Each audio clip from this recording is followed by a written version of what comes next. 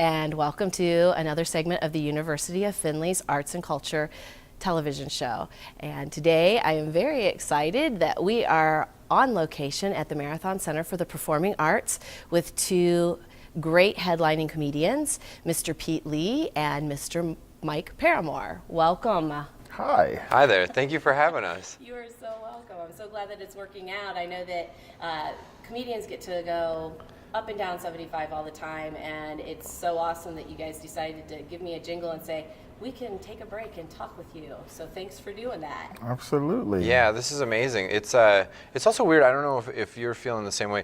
As a comedian, a lot of times you spend so much time in the car, and then you walk out of your car after a 6-hour drive, and then you go right on stage and talk to 600 people or whatever it is. So this is kind of like an icebreaker before that. Yeah. I'm not one of those roll out of the bed and walk on stage people. Like, I have to watch people walk in, judge them pre-show, and make sure they're, humans, and then I'll do it. I'll go on stage. You'll go on stage. So it's cool that every comedian has their little thing that they do to prep for the show. And then I know that a lot of the material that comes from comedy is created in the car when you have a lot of time to think. Oh, yeah. Well, I mostly just karaoke in the car. There's no thinking in the car. Yeah. I am the lead singer of every band when I'm in the car. So when I pass you on 75, I'll know it. I'm the weird dude that is pantomiming drums at the stoplight when I should be paying attention to traffic. You're the lead singer. You're the lead singer and the drummer. You're the Phil Collins of your car. Absolutely. I am whatever I want to be. I can fly when I drive. You believe you can fly. Yeah, You believe you much. can touch the sky. I actually do write in the car a lot. I wrote a bit. I've been writing a sitcom lately for myself, all about Wisconsin, where I'm from, and I was actually going to a gig in Milwaukee. And I actually remembered a time where I went to my doctor in Janesville, because I live out in New York City, but I came home because I still had Wisconsin health care. And my doctor's been a buddy of mine forever, but I remember I went to his doctor's office, which is like a private office, and I'm sitting there before my physical, and he goes, "Hey, you want a beer?" And I was like, Wisconsin's the only place on the planet where your doctor will be like, "Do you want a beer?" Yeah.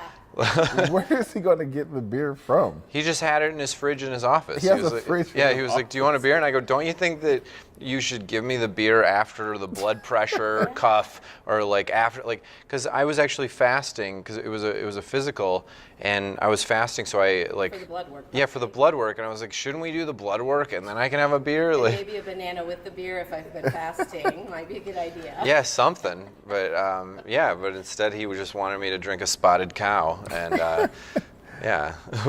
but I remembered that last night when I was on the way to the venue, and then I talked about it on stage, and I'm never really coming up with like one-liners in the car. I'm usually just thinking about stuff that happened and realizing, oh, that's a bit, or I gotta bring that up and start it.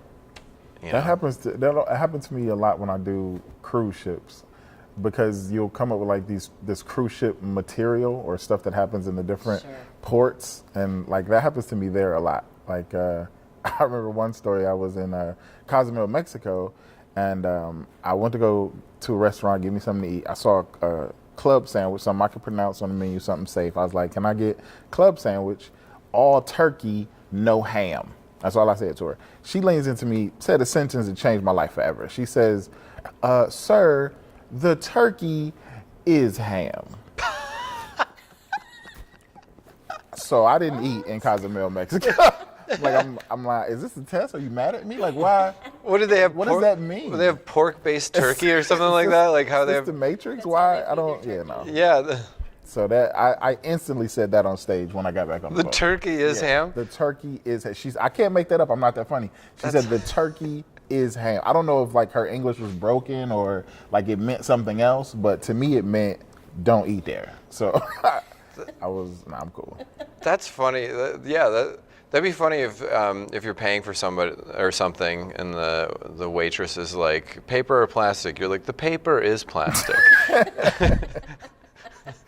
I was so distraught. I was so scared. I went back to the boat. I'm like, "Oh, I'm done." So I'm glad you mentioned boat, because I said that you guys stopped here in your travels off 75. But comedians are everywhere. They have an opportunity. So, oftentimes, if someone hands you a mic, you can do a show if people are willing and ready to receive it. But there's different types of comedy out there. So will you touch on that a little bit? There's the comedy club circuit that people are familiar with if they live in larger communities. But then there's the cruise circuit, as well as, and we're talking ships, not cars. And then there's also local, state, national, and international comedy competitions. Some of those are writing, some of those are delivery, some of those are both. So can you touch on some of that? Mike, you've already mentioned the Well, I think it's just, a level, which level of comedy on you, how you bring in money. I mean, everybody's favorite thing to do is comedy clubs, but honestly, they pay the least out of all the ways to actually make money in comedy, because you can be pretty wealthy comedian and nobody know your name ever. There's cruise ships, corporate gigs, colleges, things like that, and nobody will ever know your name, but you're like living a very comfortable life. Then there's the move to LA and try to be famous and make a name for yourself type of thing. But there's a lot of, I think you get in that purgatory sometimes of that. I have the talent to headline and be bigger, but I don't have the name recognition, so I can't sell tickets. So I have to sell myself in a different way to comedy clubs and stuff like that. Like, you need comedy clubs because that's the sane part of comedy, because those are the funnest shows. Because all the other, like the bigger money, like you'll probably it's very depressing. Those shows are usually super.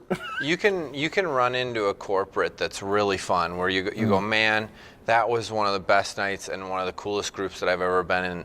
And then sometimes you do a corporate party where the boss is very stiff, and he's sat right in the center of the room, and everybody's surrounding him, and they're all watching the boss to go, if he's laughing, we're laughing, and if his personality sucks, your corporate is going to be an uphill battle. And it's not that you don't bomb at those things, you don't do bad. It's just that you're on your toes and you're working your tail off the whole time in order to in order to keep the place at like a 7 or an 8 versus like a 10.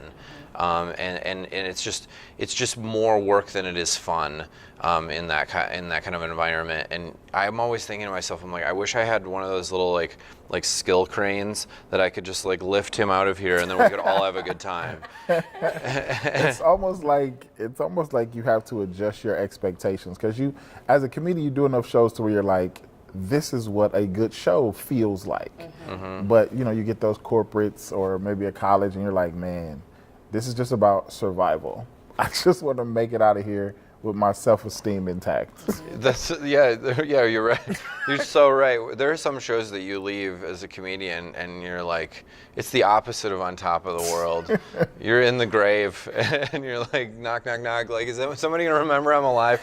Like, it's real hard. And then, but you've probably heard of comedians. Sometimes they'll go do a corporate or or like a college show that was kind of rough, and then you go find the comedy club in town and you go do 10 minutes for free, but it's sorbet, it's the palate cleanser after it. But I would say that even after a good show, I could be, if anybody here ever hears of me going and doing a club after doing a college, like I could kill at a college and I still want to go to the club and do a set. Because that's kind of like your living room on the road. That's home. That's home base, wherever that club is. You build the relationships with the people that are running that, the managers, and you have that safety net for while you're out on the road. That's what I'm interpreting it as. It's a fun environment. It's a carefree environment. People, come there. A lot of times you are like surprising people with comedy. You know what I mean?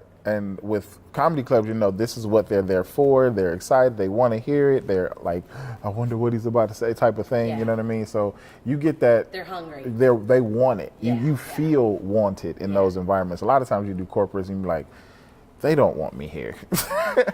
And I would walk out when I first started doing corporates. Like sometimes, because I'm like a mama's boy, like I feel so sometimes I'll be like, I probably should, I don't deserve this money.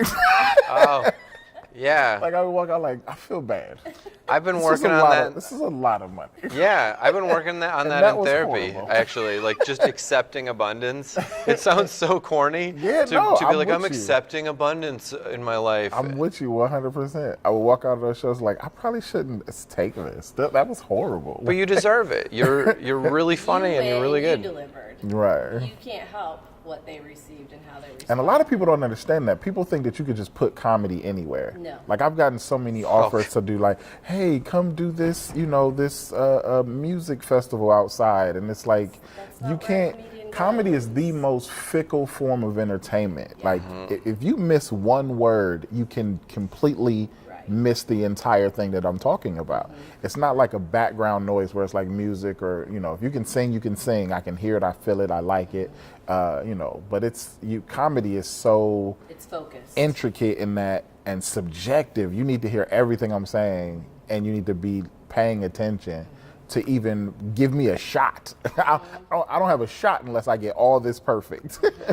Yeah, you can't get the punchline if you don't hear the setup. Right. It's very simple. I had the weirdest corporate in Spokane, Washington recently, where it was actually just a dinner party of 12 people, and they offered me a lot of money, and I turned it down like several times, and then they kept upping the money. And then finally I was like, so you want me to come to your dinner party and you want me to do my hour of stand-up for 12 people, and you want, okay, I'll do it. So I went there, and I said, well, this is a dinner party, so I'm going to do it like I'm telling stories at a dinner party. So my stipulation was that I had to sit at the table and they had to feed me. So like I will interact with you, and I did mostly what they say is crowd work. I mostly did that, and then I would share a story off of something like that. But it was an hour, and I finished my dinner, and they gave me the check, and I couldn't even. It felt like I was performing for, like, it almost felt like the equivalent of if a couple was like, we want you to come do your stand-up for us in our bedroom, and and that's what we're doing. It was 10 less people, and that would have been the situation. That's how weird it was. You're a better person than I am. I couldn't have done that. There's no way I could have done that. I would have felt so awkward. Yeah. So let's talk about promo for gigs. So we've mentioned college, corporate, and then we also have the theater, the more concert type style.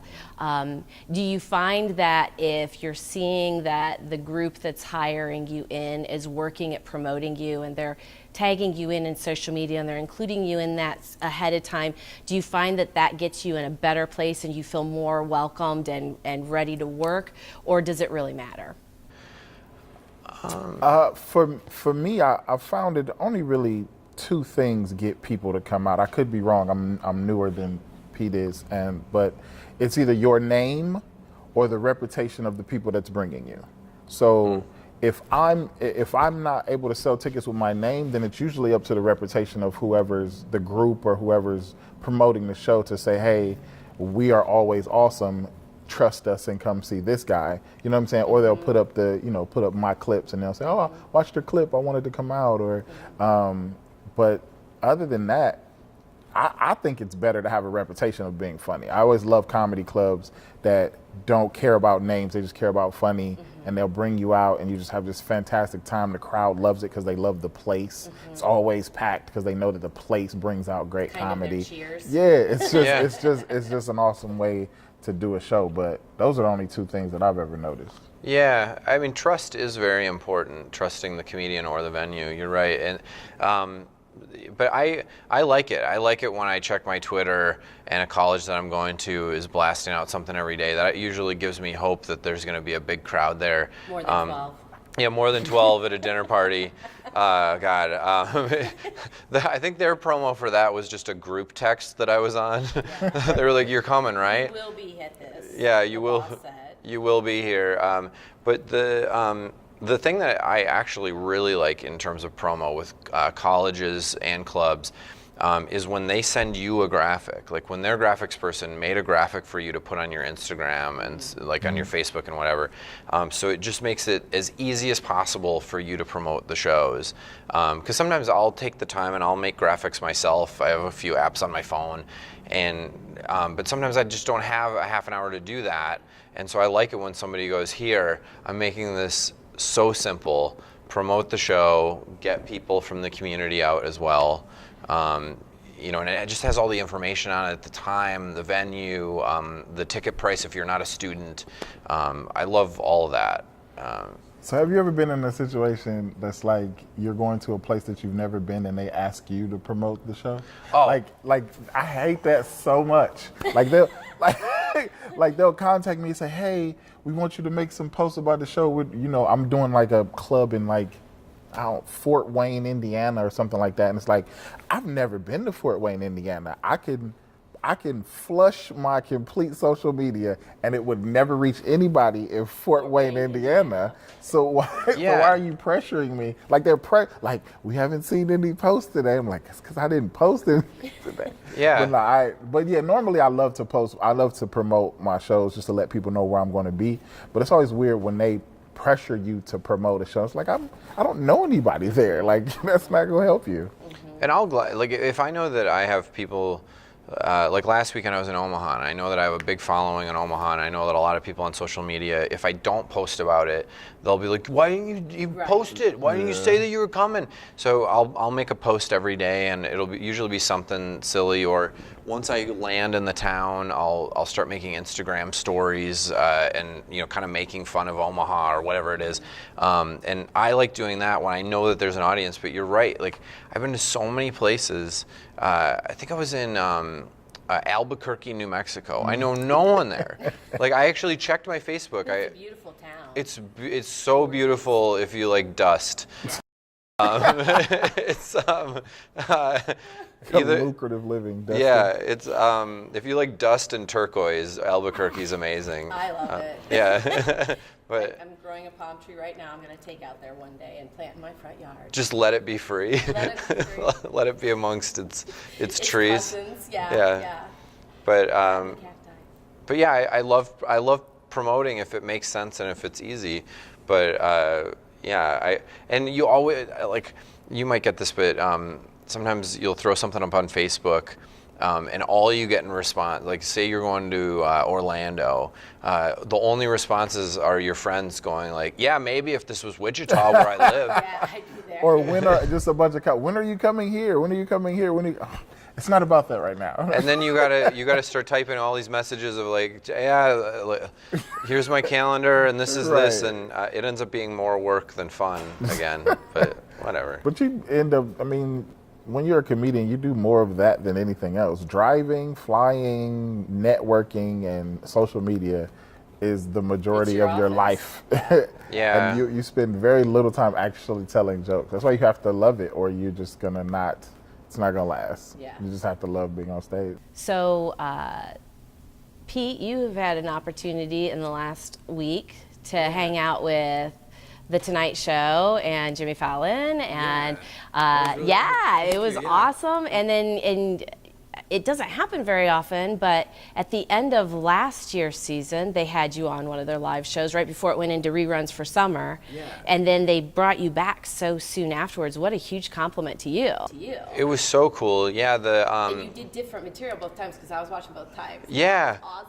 Yeah, I did a different set. I actually this sounds odd. I'm so grateful to Jimmy Fallon for he came to one of my live shows. So it'd be like the show tonight that it was near his apartment in New York. It'd be like if his apartment was across the street here, and then he just showed up to this gig because he wanted to hang out. And then That's awesome. it was one of the greatest nights of my life when he showed up, and I actually interacted with him during my set, and it was really fun for the crowd. Did he heckle you? He didn't heckle me, but He was on. I have a joke where I say, I go, I never want to offend anyone. Like the other day, this guy sneezed, and I wanted to say bless you, but instead I said happy holidays.